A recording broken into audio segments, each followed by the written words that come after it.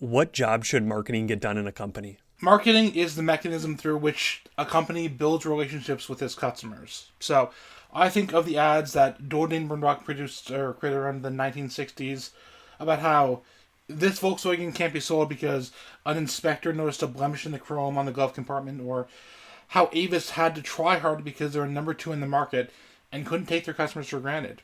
These ads built that commonality that the companies cared about the same things the customer did, and their relationship started to form. The same is true today, where with every action marketing takes, we want to build or otherwise deepen that customer relationship so that when they're ready to buy, they genuinely consider us. So very relational, constantly kind of improving or helping that relationship kind of move forward and then eventually. That's Matt Rawle, an owned media channel consultant who knows his stuff when it comes to content, owned media, and social media. He shares some contrarian takes throughout the conversation that I couldn't stop nodding my head to, and it's just another LinkedIn connection that turned into a great episode. I hope you enjoy it, but before we get back to it, run the intro. Welcome to On Marketing, a show where we explore what marketing is. I won't tell you what to think, I'll help you improve how you think about marketing and life. I'm Jordan Ogren, a marketing strategist by day and a podcast host by night. This was recorded on May 2nd, 2025. All opinions shared in this podcast are the individual views of the hosts and guests, not those of their employers or associated organizations. This content is intended for informational purposes and should not be considered professional marketing or life guidance. Listeners act on the information provided at their own risk. Thank you for being here. So how do you, Matt, you talked a little bit, or I opened with kind of you're in the media, owned media space. How does then you use owned media or content to then drive that kind of result, or what marketing should be doing, building relationships? I can only imagine of a few ideas in my head, but I'd love to hear from you how owned media drives those relationships or starts or creates them. So if we consider social media as a platform or a series of platforms, because by default, kind of de facto, when a lot of companies consider marketing or a lot of marketers consider marketing, their minds immediately go to social media, right? Because it's been so prevalent in the marketing landscape over the past 20 years. Social media is not necessarily a channel that is good for long-term value because it's very ephemeral, right? It's in the moment. You post something, it'll get noticed maybe an hour or two later. More recently on some channels, maybe it's a week, and then it's gone. No one ever searches on social media. They never really use the search function. They're not concerned about what tweet you sent out in 2019. So it's very ephemeral. It's very in the moment. It's good for relationship building with like pithy interactions, or Wendy's likes using memes, but it's not super great at relationship building in the long-term B2B sense. Relationship building comes from truly demonstrating that you understand the customer problem. So that usually means you lead with your customer research and you do a lot of it as much as you can, and then you start to tailor your material around your customer's problems. So if someone has a really thorny issue that is their worst pain, they want it to be dealt with right now. People have different motivators. People might want to buy the cheapest solution. They might want to buy the most credible solution. But at the same time, they need to have that relationship built, because no one's going to seem credible or authoritative right off the bat. There could be a bunch of 5-star ratings, but those are individual or subjective experiences. That's not the objective best. I think it's very interesting how you talk about maybe the whole B2B, B2C, where social is far more, in my mind, kind of this B2C play where, to your point, it's harder to kind of create these relationships B2B online and kind of continually share them. And I think something that you were kind of touching at is that maybe even myself, I had this mistaken belief that like I owned my social followers, which is a whole thing that you probably talk about, is like it's kind of rented land. Can you go deep on then like the difference between social, which is kind of rented media, quote unquote, and then owned media? Where would that be? The differences, you kind of started to touch on those, of one being more kind of B2B focused or can have more information or kind of have a longer dialogue, quote unquote, with that prospect. But talk to me about that owned versus rented, how you approach that. When we think about what a borrowed platform is, generally that's social media, because it's been so prevalent and it's everywhere. These are the platforms by which companies and individuals have kind of like built their online reputations and their online livelihoods. LinkedIn is a very common example, because that's where a lot of the B2B space is. But when we think about what LinkedIn does and how it serves people, when it is a platform that obviously needs to be a business because it has a profit expectation, Microsoft is not just running it out of the goodness of their hearts, unfortunately. there are certain compromises that it needs to make. It needs to earn ad revenue. It needs to make sure that those ads are being seen by as many people as possible. It is not acting within the best interest of the end user because it has to be run as a business. The difference between a borrowed platform and an owned platform, such as a newsletter or a podcast, is that yes, you can monetize it after a point if that truly is your goal, but it can grow in a way that is more beneficial than if it were trying to grow on a borrowed platform, because when you control the context, you control more variables, you control how it proliferates, you control who sees it, you have a little bit of data. You are a better arbiter of how it's performing, and you don't need to be so worried or be so focused on, oh, golly gee, this post only got the 30 impressions or 100 impressions just because of the time of day you posted it, or who of your network chose to engage with it. So when I think about growing audiences through own media, it's just giving people more control. It's giving people the context in which to grow. It is untethering them from the things which, up to a point, may have been very effective for them.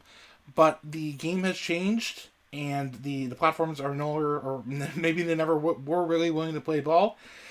It's just how you can make sure that you're still being seen by your best customers in a helpful context, in a helpful way, without needing to compete with the noise.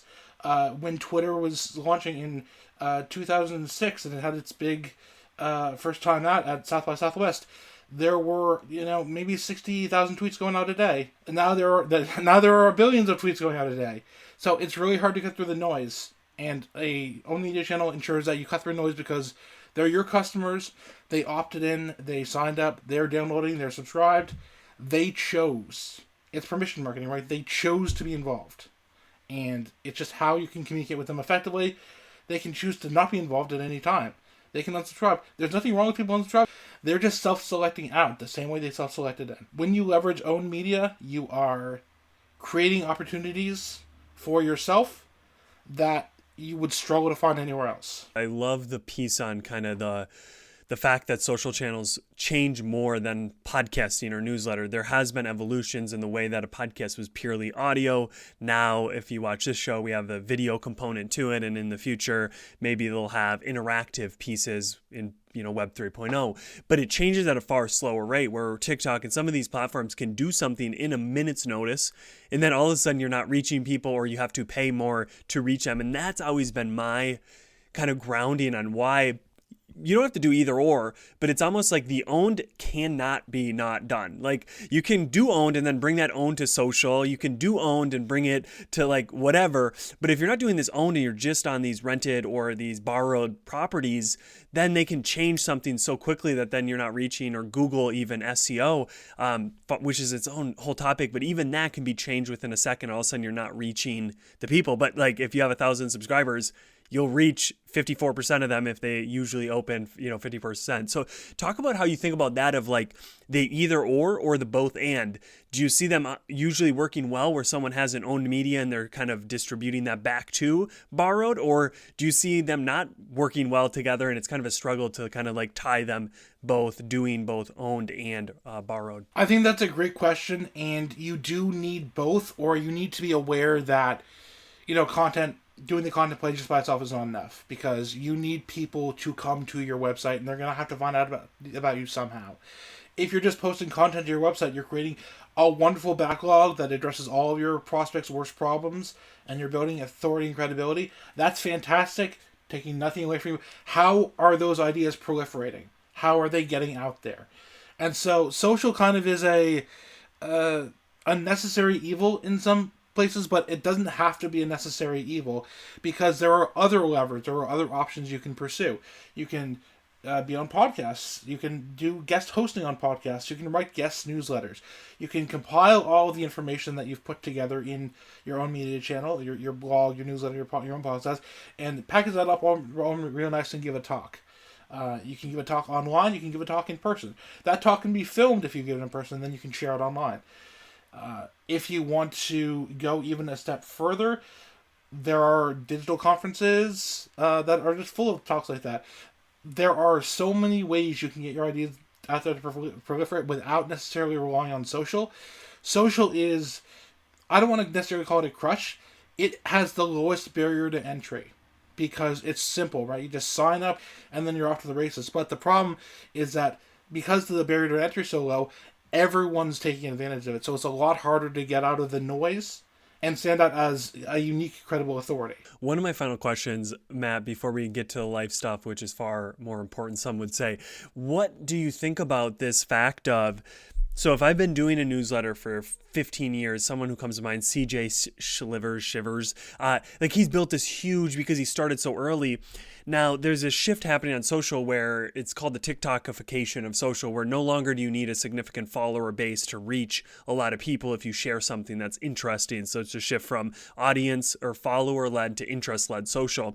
How do you think about that, where someone could, with 0 followers or 15 followers, go on social, post something? Now, this is a dream. Now, most people don't do this, but you have the option to then post it. Now, more people than followers you have are seeing it. That virality, just to put it simply, or just reach, is almost impossible with a newsletter in the shareability and the way in which it does. So I've had this push and pull. I've personally stopped my own newsletter. I just do this podcast because it took so much to even get to 100 subscribers. And I'm just like, man, a post sees 100 impressions. Now, impressions aren't all equal, and someone that's reading your newsletter is far more engaged and all of that. But how do you kind of balance maybe that type of pushback of, but Matt, it's going to take me so long to build this audience. Why not just go to social and, battle the noise, as you're kind of saying, which I agree with. There's so much noise. How do you kind of balance that? Or do you think it is something you just have to stick with for a while, and that owned media can compound to a place that then it starts to bring benefits, where at the start it's kind of a struggle building the list? Or I think you bring up a really valid and good point. But the thing to remember is that just because something is popular doesn't necessarily mean it's effective.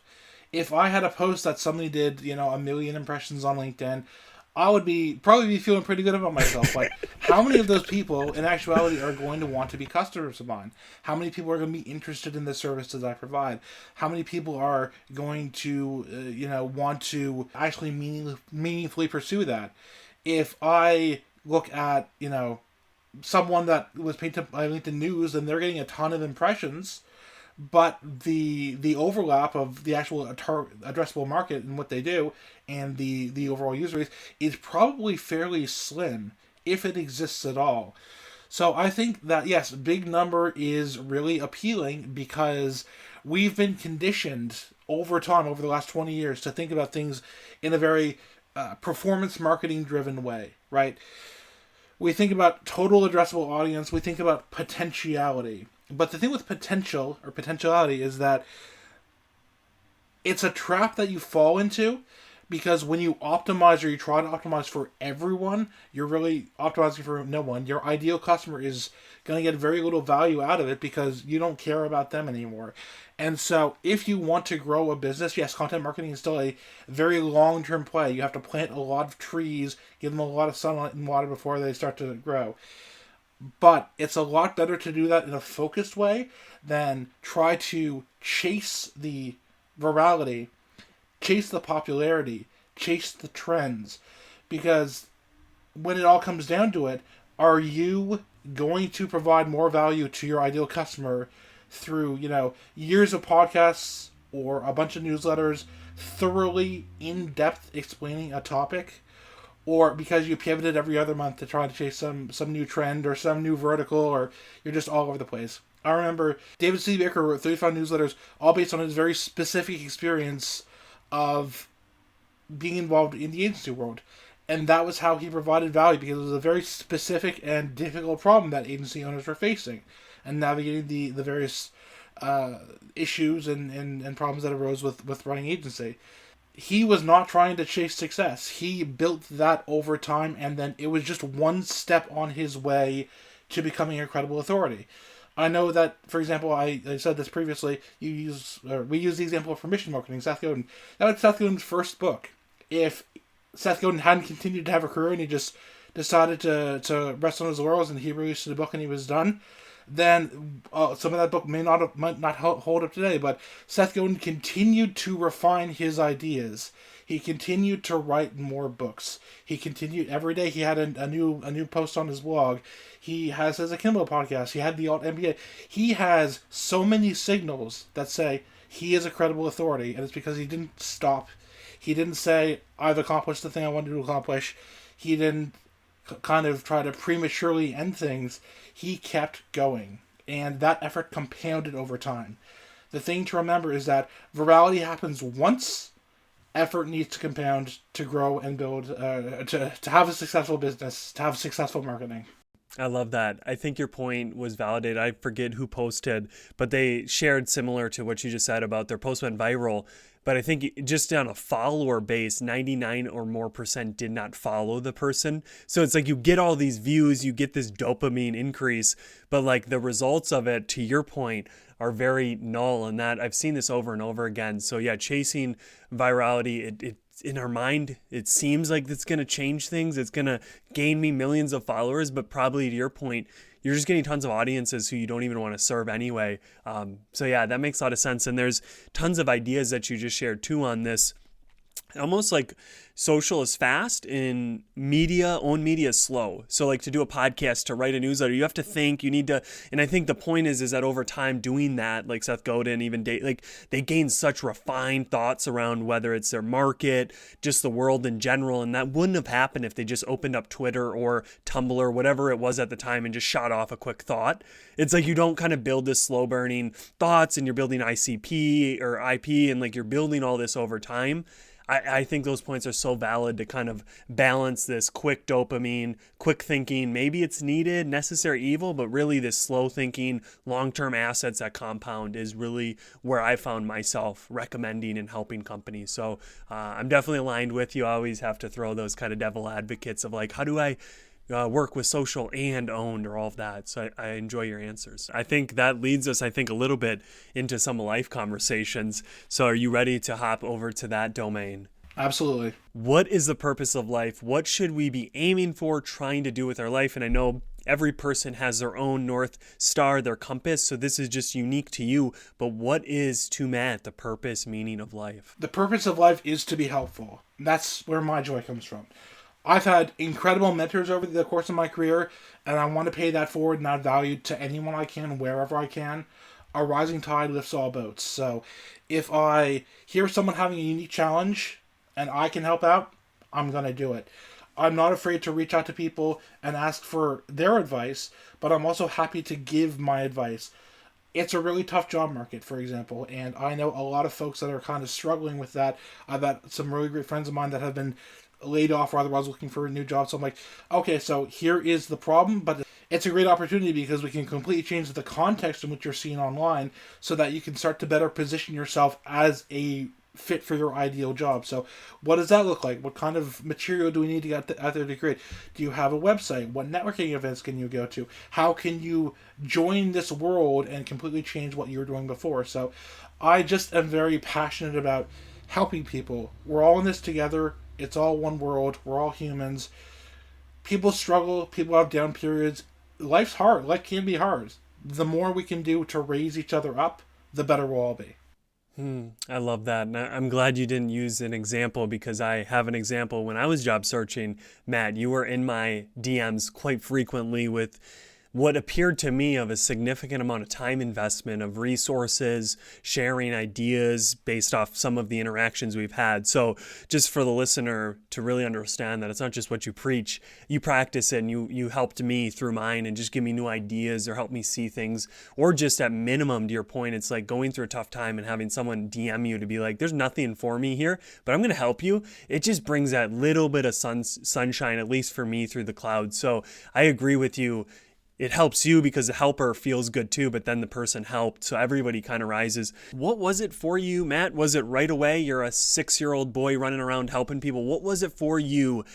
Maybe it was the help that you gained because you touched on that. There has been great mentors in your life. What was the pivotal point that you kind of started to cement this as helping, sticking an arm out? That's the purpose of life. Do you recall any moments, a time in your life where that became super clear of this is what I'm directing my life towards? This is the place in which I'm turning all my actions and my beliefs.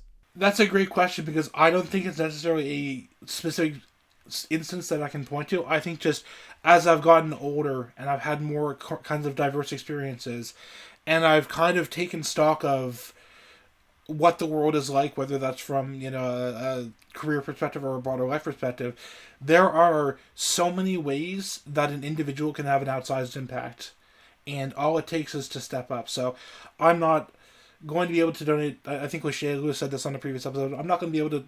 Or be in a position to donate $1 million to a charity or be a true philanthropist probably anytime soon, but the least I can do is to help, to offer my time and attention to those who need it.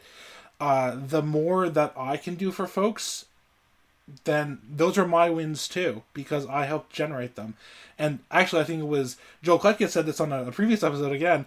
It's that multiplication, right? So if I help 5 people and then they help 5 people, then I have inadvertently, indirectly helped 25 people. And that is something to be proud of. I think that just the way the world is today is very self-interested, self-invested, especially as you move up the career chain, as things get tighter, as the economy does what the economy is going to do and things get more expensive. There is a lot of, wanting to make sure that you take care of yourself first. And so I kind of approach it from an abundance mindset instead of a scarcity mindset, because I can always make more money.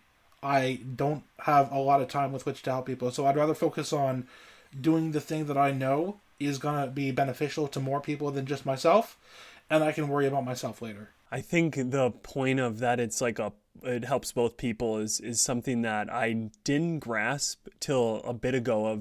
I read it in a book, but it was called this theory of like active love. So essentially, if you're depressed, if you're in a very low place, go help someone, go love someone, and you will definitely come out of it. And I actually 4 years ago, lost my job out of nowhere Friday, and I had known someone was moving in our church, but because I was expecting to work that day, I wasn't going to help.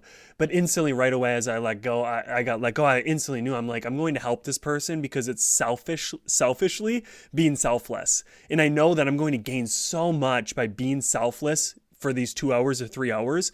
And that was like the first time, or one of the early moments, where I realized, holy crap, I've always known it's the right thing to do to help someone, but this was the first time that I ever realized that it's actually a tool in my toolbox, that if I'm in a dark place, if I'm needing help, go help another person and you'll kind of shine, you'll see the sun through. So I appreciate what you've done for me, but even just kind of the fact of any listener, it's not only the right thing, but it also has a net positive for you. So if you are selfish, use that as kind of a way to be selfless, even if, because I don't know if in the end it really matters if you help me being selfish or selfless, because now I'm helped and we're both hopefully feeling better. Now, if you're trying to get something from me in the end, now that's a whole different story. That's kind of manipulative of, I'm going to help you, but you have to give me something in return. So I think there's a fine line, but I think at the end, however you can get out of your body, however you can get out of yourself to help another, to your point, which is anti the establishment, the world, I think it's really good. And I think at the end of our lives, we'll probably feel more of what we've helped others win than what we've won.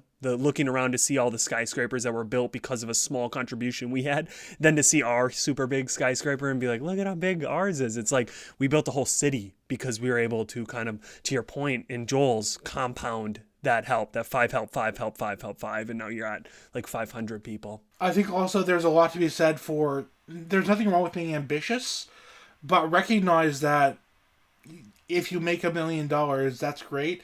If you make $1 billion, you're unlikely to spend most of that in your lifetime. So you don't need to try and make all the money. And this is a lesson for companies as well. You don't need to try to make all the money. You don't need to have every conversion. You don't need to make sure your year-over-year growth is 100+%. Yes, you're going to create something that lasts. But if you look at like the long term, does that really matter that you built a company that's going to be there in long after you're not allowed to enjoy it? I think that, we have a lot of misguided ambition in that we want the most. We want all the money, we want all the fame, we want all the success. You can be perfectly happy without any of that. And I think the more people realize that it's not necessarily how much, but what you've achieved. We're going to be a lot better off. And then also maybe hopefully these CEOs will be taking like $135 million a year salaries. Oh, I'm so with you, Matt. There's a parable in the Bible about the rich fool, and it talks about how this rich fool has a barn and he keeps building that barn bigger and puts all the money in it. And the whole moral of the story is God saying, I could come tonight and take you. And now that whole barn and all that money is going to create a lot of shit for other people. I mean, just think about how many families have been torn apart when a parent dies and the siblings can't, it's just money. It's just a property, but they're just fighting for it. And I think your point of like, it's a stoic principle, but it's like be wantless and you'll be very peaceful. If you have no wants, if you have no desires, which is like kind of an ideal state, it's very hard to get there. I try to get there, but at the end of the day, if I don't want anything, then I'm okay. But the issue that you're talking about is kind of unsatisfied. Like you just can't satisfy it. It's like, and this is a thing that I heard of, like Wall Street people will be like 2 million bonus. The person next to me got 10 million. And it's like, you can get to such a place that's so bizarre for someone who, is where I'm at financially, but you get to that point where it's like so I think the earlier you can, I don't know, just get in front of it, the quicker. And I'm so grateful. I may never be something successful, but I've been so grateful to have people, wiser people, speak into my life, especially around children, of like, what will matter when it's towards the end of it. And I heard Gary Vee talk about going to like old people's places. I forget what they're called, but like talking to old people before they die. And I think they really share some are like political crazy people, but some of them will share like, this is what I regret. This is what I care about. And so many times that doesn't come to, I didn't make enough.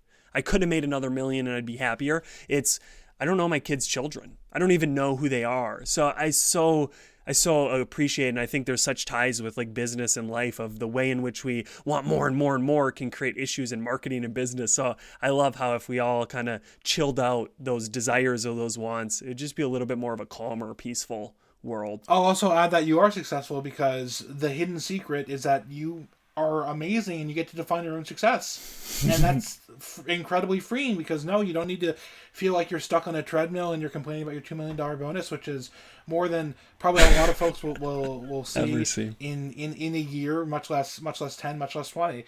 As a fun thought experiment, I recently looked at, I think it was 3 top earners or 3 CEOs in America.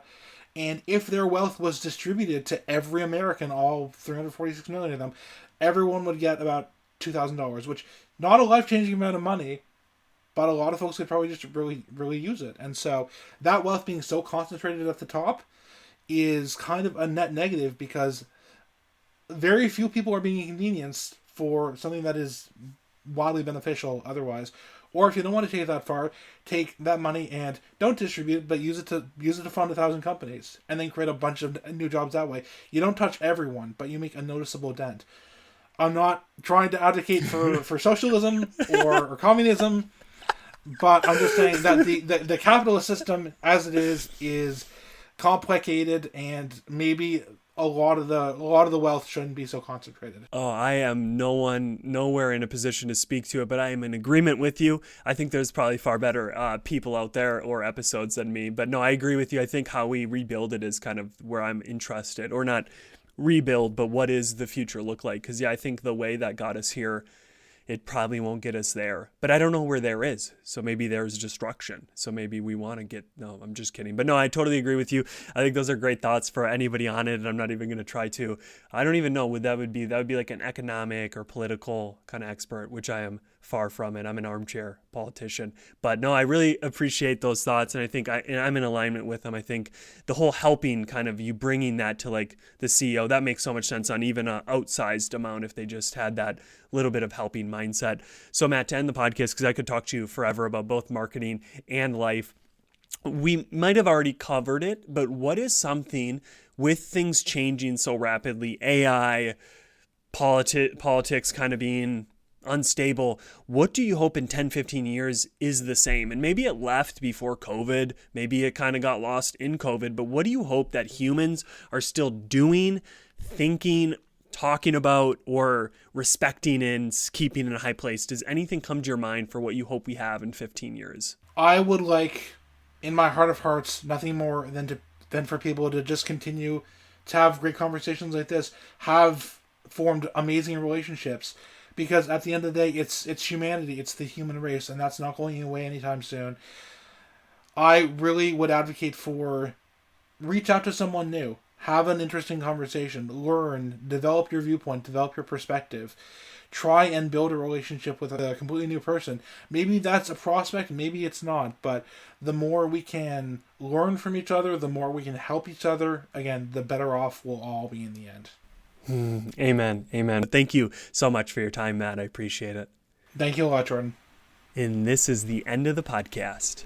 What one idea or topic of conversation stood out to you today?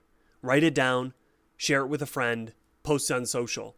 The main thing is take action. That's how we go from theory to mastery. We need to practice. We need to put it into practice.